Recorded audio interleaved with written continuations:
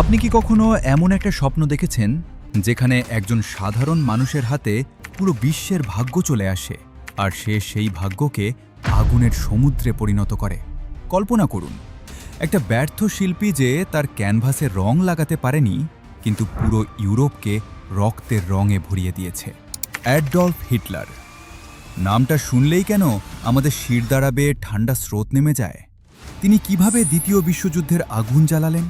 প্রায় ৬০ লাখ ইহুদিসহ কোটি কোটি মানুষের মৃত্যুর জন্য তিনি কতটা দায়ী? তার জীবনের সেই লুকানো ভালো দিকগুলো কী ছিল যা মানুষকে আকৃষ্ট করেছিল? তার খারাপ দিকগুলো কিভাবে ধীরে ধীরে একটা পাগলামিতে পরিণত হয়েছিল? তার শৈশবের সেই ভাঙা স্বপ্ন থেকে শুরু করে বাংকারের শেষ মুহূর্ত পর্যন্ত আজ আমরা সবকিছু একটা একটা করে খুলে দেখব। এই গল্পটা শুধু ইতিহাসের নয়, এটা মানুষের মনের অন্ধকারের গল্প। যদি আপনি এই ভিডিওটা শুরু থেকে শেষ পর্যন্ত দেখেন, তাহলে হয়তো আপনার চোখ খুলে যাবে এমন সব সত্যের যা আপনি আগে কখনো ভাবেননি। চলুন ধীরে ধীরে ঢুকে পড়ি এই অন্ধকারের গভীরে। শুরু করি সেই 1889 সালের একটা সাধারণ অস্ট্রিয়ান পরিবার থেকে। অ্যাডলফ হিটলারের জন্ম হয়েছিল ২০ এপ্রিল ব্রাউনাউ অ্যামিন শহরে। তার বাবা অ্যালোইস হিটলার ছিলেন একজন কড়া নিয়মানুবর্তী সরকারি কর্মকর্তা, যিনি ছেলের উপর নিজের ইচ্ছা চাপিয়ে দিতে চাইতেন। মা ক্লারা ছিলেন নরম স্বভাবের, কিন্তু পরিবারের অভ্যন্তরীণ দ্বন্দ্ব ছিল প্রবল। ছোটবেলা থেকে হিটলার ছিলেন একা, স্বপ্নবিলাসী আর একটু জেদি। স্কুলে পড়াশোনায় তার মন বসত না, পরিবর্তে সে ঘন্টার পর ঘন্টা ছবি আঁকত। তার স্বপ্ন ছিল ভিয়েনায় গিয়ে বড় শিল্পী হওয়া, কিন্তু ভাগ্য তার সঙ্গে বিশ্বাসঘাতকতা করল। আর্ট একাডেমিতে দুবার আবেদন করেও রিজেক্ট হয়ে গেলেন। সেই প্রত্যাখ্যান তার মনে একটা গভীর ক্ষত তৈরি করে দিয়েছিল। ভিয়েনার রাস্তায় দারিদ্র্যের সঙ্গে লড়াই করতে করতে তিনি প্রথমবারের মতো সমাজের বিভিন্ন শ্রেণীর মানুষের সঙ্গে মিশলেন। সেখানে তিনি ইহুদি সম্প্রদায়ের প্রতি একটা অদ্ভুত বিদ্বেষ অনুভব করতে শুরু করেন। এই বিদ্বেষ কোথা থেকে এসেছিল? হয়তো তার নিজের ব্যর্থতার প্রতিশোধ হিসেবে? এই সময়টাই ছিল তার জীবনের প্রথম বড় টার্নিং পয়েন্ট, যেখানে তার চিন্তাধারা পাল্টাতে শুরু করে। প্রথম বিশ্বযুদ্ধের সময় হিটলার জার্মান সেনাবাহিনীতে যোগ দেন। ট্রেঞ্চের ময়লা আর রক্তের মাঝে বসে তিনি দেখেছিলেন মৃত্যুর নৃত্য। সাহসিকতার জন্য তিনি আয়রন ক্রস পদক পেয়েছিলেন। যুদ্ধ তাকে শক্ত করে তুলেছিল, কিন্তু ১৯১৮ সালে জার্মানির পরাজয়ের খবর তাকে পুরোপুরি ভেঙে দেয়। হাসপাতালের বিছানায় শুয়ে তিনি প্রতিজ্ঞা করেন যে এই অপমানের প্রতিশোধ নেবেন। যুদ্ধের পর তিনি মিউনিখে চলে আসেন এবং রাজনীতির জগতে পা রাখেন। জার্মান ওয়ার্কার্স পার্টিতে যোগ দেওয়ার পর তার বক্তৃতার ক্ষমতা সবাইকে মুগ্ধ করে। তার কণ্ঠস্বর ছিল জাদুর মতো। ছোট ছোট জমায়েত থেকে শুরু করে বড় বড় সমাবেশ তিনি মানুষের হৃদয় ছুঁয়ে ফেলতেন। এটাই ছিল তার জীবনের একটা উজ্জ্বল দিক, অসাধারণ বাগ্মিতা এবং জনগণকে অনুপ্রাণিত করার ক্ষমতা। কিন্তু এই ক্ষমতা যখন ঘৃণার সঙ্গে মিশল, তখন সেটা ধ্বংসের হাতিয়ার হয়ে উঠল। ১৯২৩ সালে বিয়ার হলো পুটসের অভ্যুত্থান ব্যর্থ হয়ে গেল। পুলিশের গুলিতে কয়েকজন সঙ্গী মারা গেল। হিটলার জেলে গেলেন, কিন্তু জেল হয়ে উঠল তার জন্য নতুন স্কুল। সেখানে বসে তিনি লিখলেন মেইন কাম্ফ। এই বইয়ে তার সমস্ত চিন্তা, ইহুদি বিদ্বেষ, আর্য জাতির শ্রেষ্ঠত্ব, লেবেন্সরাউম বা জীবনের অতিরিক্ত স্থানের ধারণা স্পষ্ট হয়ে উঠল। জেল থেকে বেরিয়ে তিনি নাজি পার্টিটিকে পুনর্গঠন করলেন। ১৯২৯ সালের বিশ্ব অর্থনৈতিক মন্দা জার্মানিকে ধ্বংসের দিকে ঠেলে দিল। এই সুযোগটা হিটলার পুরোপুরি কাজে লাগালেন। তিনি প্রতিশ্রুতি দিলেন যে জার্মানিকে আবার মহান করে তুলবেন। ধীরে ধীরে নির্বাচনে তার পার্টির আসন বাড়তে থাকল। ১৯৩৩ সালের জানুয়ারিতে তিনি জার্মানির চ্যান্সেলর হয়ে গেলেন। তারপর রাইখস্টাগ আগুনের ঘটনাকে ব্যবহার করে সব বিরোধী দলকে দমন করলেন। এক বছরের মধ্যেই তিনি নিজেকে ফুয়েরার ঘোষণা করে পুরো ক্ষমতা দখল করে নিলেন। এই সময় তার নেতৃত্বের দক্ষতা দেখা গিয়েছিল, কিন্তু সেই সঙ্গে গণতন্ত্রকে হত্যা করার খারাপ দিকটাও স্পষ্ট হয়ে উঠেছিল। হিটলারের শাসনামলে জার্মানির চেহারা পাল্টে গেল। অটোবাহন রাস্তা তৈরি হলো, শিল্প উৎপাদন বাড়ল, বেকারত্ব অনেকটা কম হলো।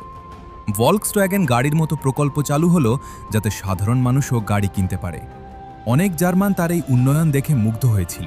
তারা ভেবেছিল এই লোকটা সত্যিই তাদের মুক্তিদাতা। এটা ছিল তার ভালো দিকের আরেকটা উদাহরণ, অর্থনৈতিক সংকট থেকে দেশকে বের করে আনার ক্ষমতা। কিন্তু এই উন্নয়নের আড়ালে চলছিল যুদ্ধের প্রস্তুতি। সেনাবাহিনীকে গোপনে শক্তিশালী করা হচ্ছিল। 1936 সালে রাইনল্যান্ড দখল করলেন কোনো বাধা ছাড়াই। 1938 সালে অস্ট্রিয়াকে অ্যান্সলুস করে নিলেন। তারপর চেকোস্লোভাকিয়ার সুডেটেনল্যান্ড। বিশ্বের বড় বড় শক্তি শুধু দেখে গেল। মিউনিক চুক্তিতে ব্রিটেন আর ফ্রান্স তাকে ছাড় দিয়ে ভুল করল। এই অ্যাপিজমেন্ট নীতি হিটলারের আগ্রাসনকে আরও বাড়িয়ে দিল। 1939 সালের 1 সেপ্টেম্বর ভোরে জার্মান ট্যাঙ্ক পোল্যান্ডের সীমান্ত অতিক্রম করল। দ্বিতীয় বিশ্বযুদ্ধের সূচনা হয়ে গেল। হিটলারের ব্লিটক্রিগ কৌশল প্রথম দিকে অপরাজয় মনে হচ্ছিল। পোল্যান্ড দখল হয়ে গেল, তারপর ডেনমার্ক, নরওয়ে, বেলজিয়াম, নেদারল্যান্ডস। 1940 সালে ফ্রান্সও পড়ে গেল। প্যারিসে জার্মান সেনারা প্যারেড করল। ব্রিটেনের বিরুদ্ধে ব্যাটেল অফ ব্রিটেন চলল।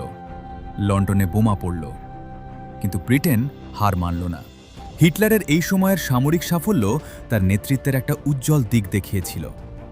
কিন্তু 1941 সালের জুনে অপারেশন বারবারোসা শুরু করে তিনি সবচেয়ে বড় ভুলটা করলেন, সোভিয়েত ইউনিয়ন আক্রমণ।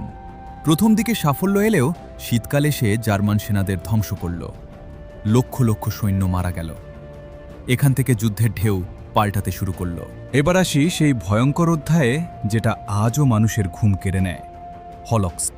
হিটলারের ইহুদি বিদ্বেষ ধীরে ধীরে একটা রাষ্ট্রীয় নীতিতে পরিণত হয়। 1935 সালের নুরেমবার্গ আইন ইহুদিদের নাগরিকত্ব কেড়ে নিল। তারপর ক্রিস্টালন নাক্টের রাতে ইহুদিদের দোকান লুট করা হলো। যুদ্ধ শুরু হওয়ার পর কনসেন্ট্রেশন ক্যাম্পসগুলো মৃত্যু ক্যাম্পে পরিণত হলো। আউশভিৎজ, ট্রেবলিঙ্কা, বেলজেক, এই নামগুলো শুনলে আজও গা শিউরে ওঠে।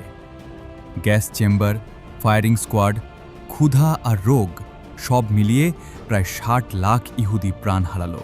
শুধু ইহুদি নয়, রোমা জিপসি, প্রতিবন্ধী, সমকামী, রাজনৈতিক বন্দী সবাইকে টার্গেট করা হয়েছিল। এই নৃশংসতার কোনো যৌক্তিক ব্যাখ্যা নেই। এটা ছিল খাঁটি ঘৃণা আর ক্ষমতার অপব্যবহার। হিটলারের এই অংশটা তার চরিত্রের সবচেয়ে কালো দিক। যুদ্ধের শেষ দিকে হিটলারের শারীরিক অবস্থা খারাপ হয়ে যায়। পার্কিনসনের লক্ষণ দেখা দেয়। তার ডাক্তার থিওডর মোরেল তাকে বিভিন্ন ওষুধ দিতেন যা তার মানসিক স্থিতি আরও খারাপ করে। বাংকারে বসে তিনি ম্যাপের উপর কল্পিত সেনা সরানোর চেষ্টা করতেন। তার চারপাশের জেনারেলরা তাকে ছেড়ে যেতে শুরু করে।